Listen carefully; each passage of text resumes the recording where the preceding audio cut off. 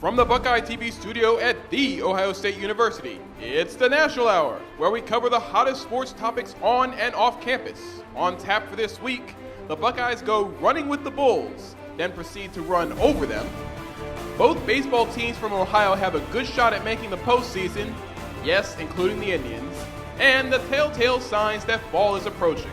It gets a little colder outside, the leaves start to change color, and the NFL season has officially started.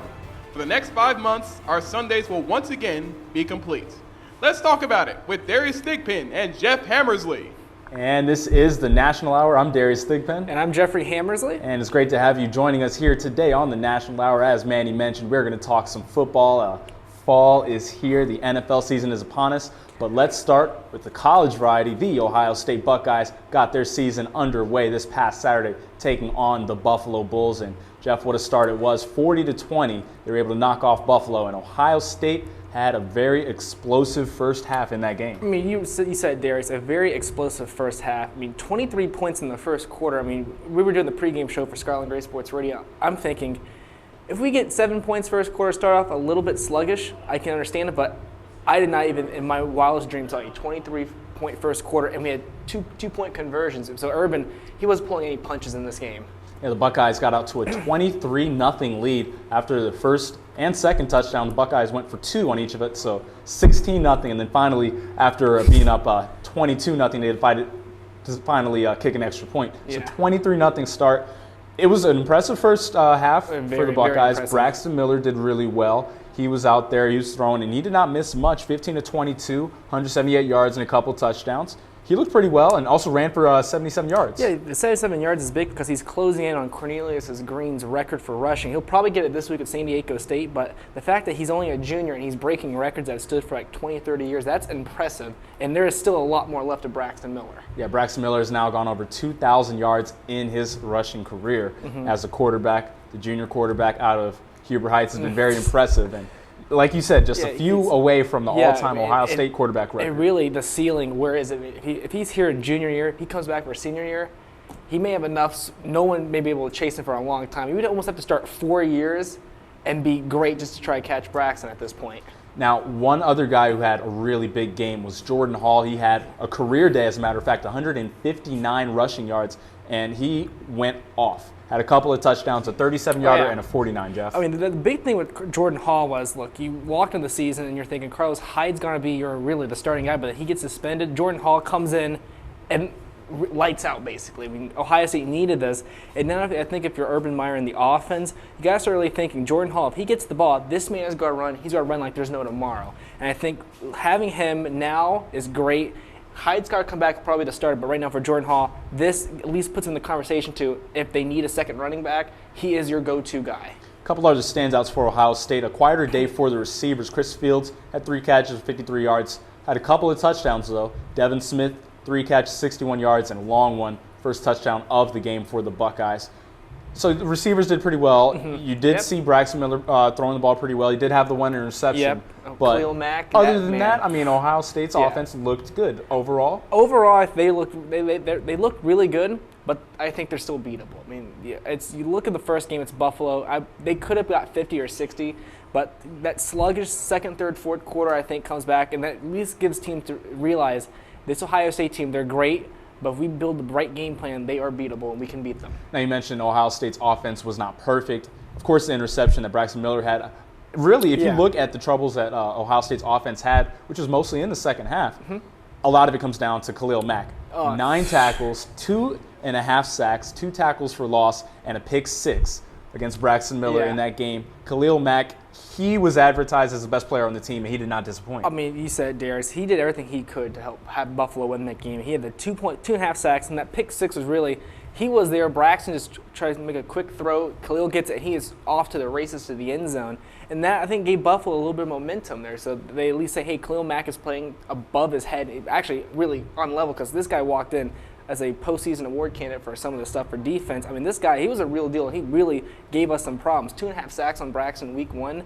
I mean, the offensive line needs to help around, because if you're having problems now, you're having a lot of problems going into Big Ten season. Yeah, linebacker Khalil Mack out of Buffalo, expected to be a top pick if he goes into the draft this year, and is a senior. So somebody will take them with probably their first or second round pick.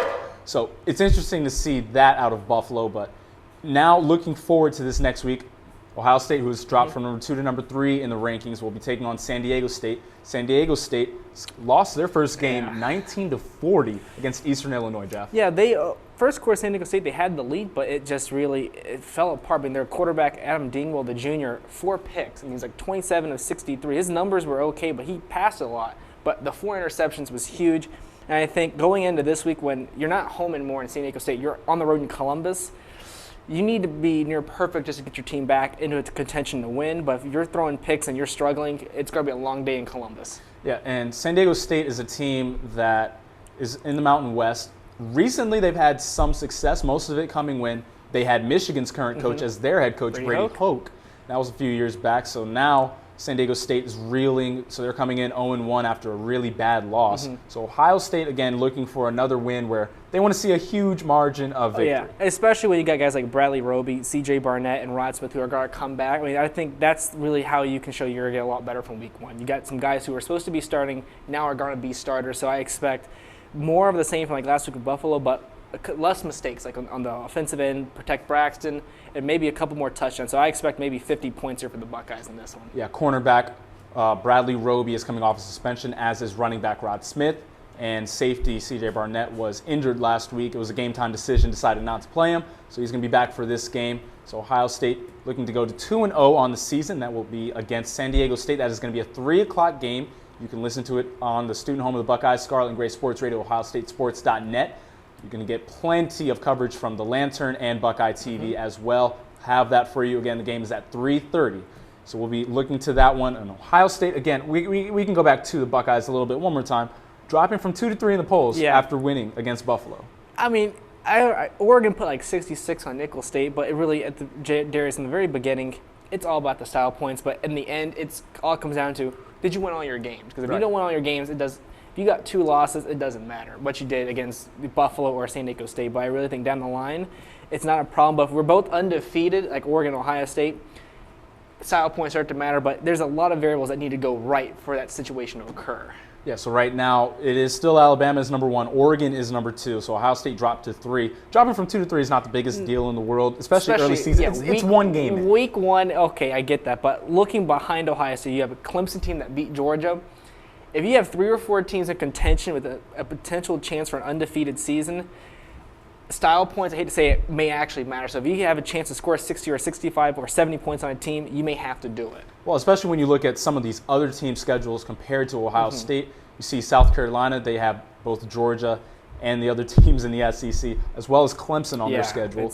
And Clemson, I mean, the reverse is true. They have Georgia and South Carolina on their schedule. Ohio State, right now, their toughest game on paper is going to be the Michigan game. Northwestern, both of those on the road, but neither one of those teams cracked the top 15 yet. I mean, it's not like Georgia's playing South Carolina and Clemson consecutive weeks. It's like we get 4 easy games, then it's like we got to take on Northwestern, then it's Michigan at the end.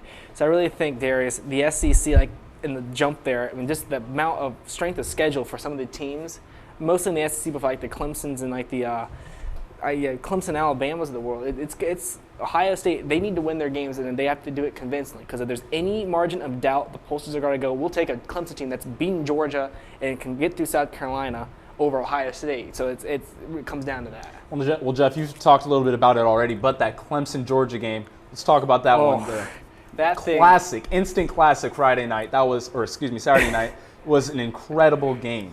I mean, I had Georgia. This hurt me because I had Georgia in the national championship game. I had Aaron Murray. I was on the Aaron Murray train. He's your Heisman guy, and then it's just like at halftime, I'm thinking, it's not going to happen this season. And then like the missed field goal, the muffed field goal, it's like I knew when that happened, it's got to come down to that field goal. I mean, Clemson's got to escape by 3 points, and every miscue from Georgia is going to matter, and it did. Yeah, 38-35 final. Clemson was able to win. Technically, they were the underdog in that game, but there were just 2 spots separating them in the polls, and playing at home, Death Valley saw with all the emotion that Clemson came out to, a tough place to play on the road for Georgia. I mean, especially, I think for Taj Boyd, he went lights out in that game. If he was okay, Georgia would have won, but he was absolutely lights out. I think for Clemson, that's good things to come for him later this season. Now, it may be over for Aaron Murray, but for another guy on that team, Gurley, the running back for Georgia. That. He had an incredible game. He could still be in the Heisman running. His numbers were great, even though they lost. It's still early, but if he comes back with similar numbers at South Carolina, he's not going away anytime soon. But I think for Aaron Murray, his chances diminish because he had a very rough game.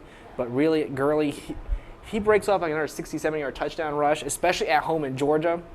I think you got to start thinking he could be Georgia's go-to guy come Heisman time for votes. Now, you mentioned this game coming up this week a couple of times. South Carolina, number 6 in the country, and number 11, Georgia, going at it. That one's going to be between the hedges in Athens, Georgia. An exciting game coming up. And this is really a must-win for Georgia. So, Jeff, we're going to go and break this one down a little bit. South Carolina 1-0, Georgia coming off the loss. Who do you see in this game? I think Georgia, and I'm torn between this because I think in Jadeveon Clowney, he's going to be good and great. But I think Georgia, it's at home, and that's the big thing. If the Clemson game would have been at home, they would have won, in my opinion. But this time they're at home with South Carolina. I think they can get the job done. I think the pieces are there in this team. They can pull it off. And really, to go 0-2, I know Mark Richt's going, we can't have this.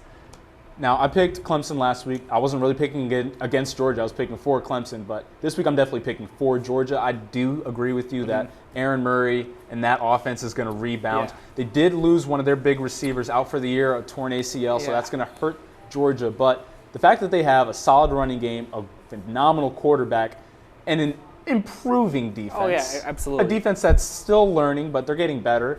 Going up against South Carolina, I do think Georgia has the advantage there, especially because I don't really trust Connor Shaw as much as I trust Aaron Murray, quarterback for South Carolina. Aaron Murray is one of those guys, like, even though he had a rough game with Clemson, if the time came where you needed the ball in his hands to score, he got you there. Really, look at the closing minutes of the Clemson game. They needed to score. He got them down there, and they got the points. Wasn't enough, but he did everything he could at the end to try to make up for the early miscues in the first half. All right, Jeff, give me a score for that game. It's going to be close. I'm going to say maybe 27-21 Georgia. I think defense, it's going to play a part in this one. All right, I'll go 35-30 with that one. And I'm also going with the Georgia. All right, second game that we're going to look at, Notre Dame taking on Michigan. Number 14 Notre Dame going at number 17 Michigan. This is going to be a big game, a rivalry game, but also the last time that these two teams will play on a regular basis. It's been a big rivalry for a long time, two of the most storied college football teams. And now the rivalry is pretty much over. So it is an important game, and it's going to be a memorable one no matter who wins. Especially, it's under the lights, like part 3 at Michigan. The last time they played Denard Robinson, that was a whole final 2 minutes. That was just absurd. It was just crazy. Michigan got the victory. Notre Dame, they haven't won there in a while. I believe since 2005 was the last time they won at the Big House. And I think Michigan, they're not going to lose at home like this. I think really for Michigan, Notre Dame, Reese is the quarterback, but I really think for Michigan, you have Gardner as their go-to guy. I think he can start making strides this season. It starts with a big win at home against Notre Dame. Yeah, it's going to be interesting to see because each of these teams has a new starter from last year. Denard Robinson is gone, and what Devin Gardner has. He was really the starter toward the end of the season anyways. And now you have Everett Golson, who's out because of academic issues. Tommy Reese stepping in. So each of these teams have a new starter, but each of these guys have also had playing experience before. Yeah. I mean, it's like these guys are coming off just fresh off the bench. Hey, you're going to start in a primetime game against your rival. And the big thing is it's the last time we're going to play these guys for a while. But I really think Michigan at home in that environment, that's a scary place, even for a 12 o'clock game, and it's an 8 o'clock game. So I think Michigan, I had them, I want to say by 2 touchdowns against Notre Dame. You think so? I really believe so. I think this for Brady Hoke, this is one of these big games where if he can pull this one off, I think people in Ann Arbor will start to really love this guy. Yeah, I mean, that would be a huge win for them. I mean, Michigan really takes all their rivalry games seriously. Yeah. Obviously, they want to beat Ohio every time that they play. They want to play Michigan State well. They want to beat Notre Dame. And especially since this is the last time that they're going to be playing Notre Dame for foreseeable future, Notre Dame is making their transition to a quasi-ACC team, as they're going to be playing an ACC-like schedule, but not an official ACC team, if you want to figure out exactly what that means. So it's going to be an interesting transition to see these two teams not playing each other on a regular basis. So it's going to just add that much more fuel to the fire. I really think, especially like all these old rivalries that everybody grew up with, they're now ending for like teams moving for conference and stuff. There's a lot on the line because you don't know when the next time you're going to play these guys. It could be 4 years, it could be 10 years. You just don't know. But I think to get bragging rights to say until that time, say we beat you last time and we're not going to see you for a while. I think that means a lot. And at Michigan, I really think they had that in the 90s with Ohio State, and now I think here with the Hoke era, They got to do it at Notre Dame, especially since Notre Dame hasn't won there in a while. So I think Michigan, everything's in place for them to actually pull this one off and pull it off by a decent margin. All right, Jeff, give me a score. I'm going to say like maybe 38-21. I think Michigan, they will show up. They showed up in their first game. I expect them to show up in this one. All right, I'm going to agree with you on that. I'm going Michigan as well. I think I'm going to go a little bit higher score. It's going to be like 38-20, so a bit more of a margin for Michigan. I think they're going to shut down Notre Dame in that game. So that's going to do it for the college football segment here on the National Hour. We're going to take a quick break. When we come back, we're going to have some NFL for you. And down the road, we're going to talk some baseball as well. You're watching the National Hour on Buckeye TV.